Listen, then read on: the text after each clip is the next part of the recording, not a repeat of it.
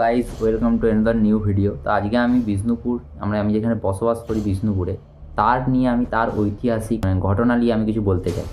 বিষ্ণুপুর বাঁকুড়ার মধ্যে অবস্থান করছে, যা এক ঐতিহাসিক শহর, এবং আমরা সবাই জানি যে বিষ্ণুপুরের টেরাকোটা মন্দির ও অন্যান্য যে শিল্প সংস্কৃতির জন্য বিখ্যাত।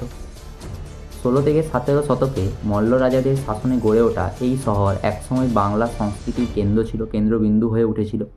এখানকার রাসমঞ্চ যা যা মোটামুটি 1600 খ্রিস্টাব্দে নির্মাণ করা হয়, তা বাংলার মধ্যে একমাত্র পিরামিড আকৃতির মন্দির, যা দুর্গের মতো দেখতে, ঠিক আছে। এছাড়াও বিষ্ণুপুরের বালুচরী শাড়ি রাজকীয় কাহিনীর সূক্ষ্ম বুননের জন্য বিখ্যাত। রাজা রানী তারা তো বিষ্ণুপুরের মধ্যে থাকতো, এবং তাদের যে বালুচরী শাড়ি তা কাহিনীর সূক্ষ্ম বুননের জন্য বিখ্যাত। একসময় এই শাড়ি শুধুমাত্র রাজা মহারাজার জন্যই তৈরি হতো। আজও এখানকার মৃৎশিল্প ও সুরের বাসি বিশ্বজুড়ে সমৃদ্ধিত।